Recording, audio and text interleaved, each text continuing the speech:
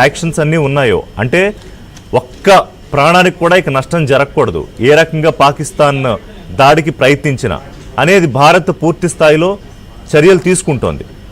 ఇప్పటి నుంచి దాదాపుగా సమయం 12 కావస్తోంది, 11:40 కావస్తోంది. పాకిస్తాన్ తాలూకా ఆలోచన ఏమై ఉండొచ్చు రావు గారు? అంటే ఈ రాత్రిని ఒక కాళరాత్రి వాళ్ళ దృష్టిలో చేసేసి పొద్దున్నకి ఏదో ప్రపంచానికి మేము బ్రహ్మాండంగా చేసేసాము, మేము పైచేసి సాధించేసాము, భారత్ మీద ఇన్ని క్షిపణులు పంపించాం, అన్ని క్షిపణులు పంపించాం అని చెప్పుకునే ప్రయత్నమా? ఈ దాడి కొనసాగించే ప్రయత్నమే చేస్తుందా?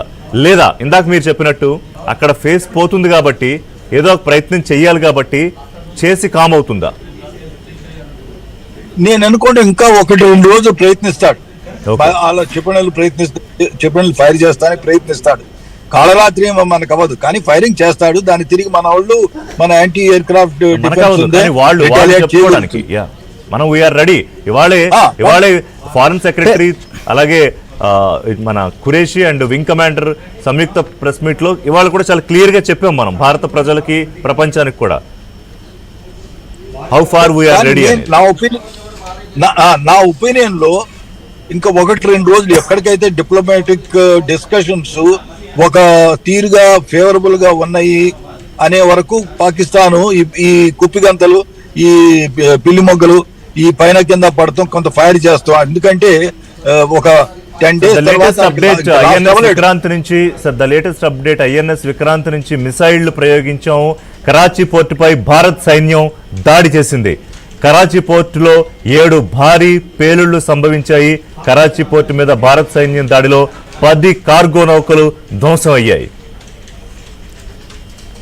ఎస్ ఋషి, కరాచీ పోర్టే కాదు చాలా చోట్ల లాహోర్ లో కావచ్చు ఈ ఖచ్చితంగా దాడులు అయితే కొనసాగుతున్నాయి. ప్రస్తుతం మనం చూస్తే చాలా మంది పాక్ సంబంధించినటువంటి ప్రధాని కూడా సురక్షిత ప్రాంతానికి వెళ్లిపోయాడనేటువంటి వార్తలు కూడా వస్తున్నాయి. సో మొత్తానికైతే మాత్రం భారత్ తీవ్ర స్థాయిలోనే విరుచుకుపడుతోంది. కరాచీ పోర్టుతో పాటు లాహోర్, ఇస్లామాబాద్ అనేక ప్రాంతాల్లో ఏదైతే పాకిస్తాన్ దుశ్చర్యలకు పాల్పడిందో దాన్ని తిప్పికొట్టేటువంటి ప్రయత్నం సీరియస్ గానే చేస్తోంది. ఈ నేపథ్యంలోనే పాకిస్తాన్ లో కూడా తీవ్రమైనటువంటి నష్టం, వారికి ఈ రకమైనటువంటి చర్యలకు ఎందుకు పాల్పడ్డామా అనేటువంటి బుద్ధొచ్చే విధంగా భవిష్యత్తులో ఇలాంటి దుశ్చర్యలకు ఇప్పుడు కూడా భారత సైనిక దళాలు సివిలియన్స్ మీద మాత్రం దాడి చేయట్లేదు. That's the greatness of the country.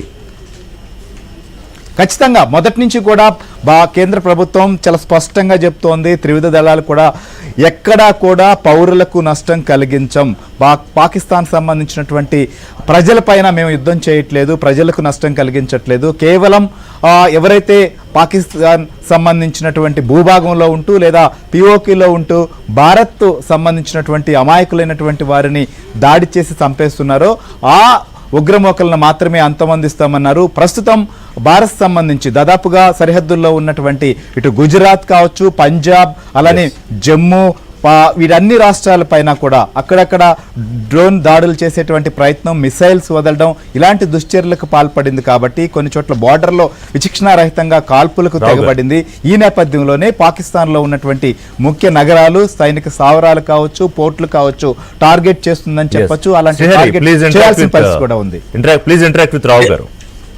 నేను ఒక్క స్టేట్మెంట్, వెరీ ఇంపార్టెంట్ స్టేట్మెంట్ చెప్పాలి మీకు. పాకిస్తాన్ మన ఇన్ఫ్రాస్ట్రక్చర్స్ మీద ఫైర్ చేసి చాలా పొరపాటు చేసిందని ఆడికి తెలిసే విధంగా, ఎందుకంటే మనం యాక్చువల్లీ ఇంతవరకు ఏ ఇన్ఫ్రాస్ట్రక్చర్, ఏ పోర్ట్స్ కొట్టలేదు, కానీ ఆడి చేసింది ఒక బ్లండర్ అని తెలిసేలా. మీరు అన్నట్టు ఇందాక ఆల్రెడీ కరాచీ స్టార్ట్ చేసాం, బదార్ ఎయిర్పోర్ట్ పోర్ట్ స్టార్ట్ చేసాం, కొట్టాం. కనుక ఖచ్చితంగా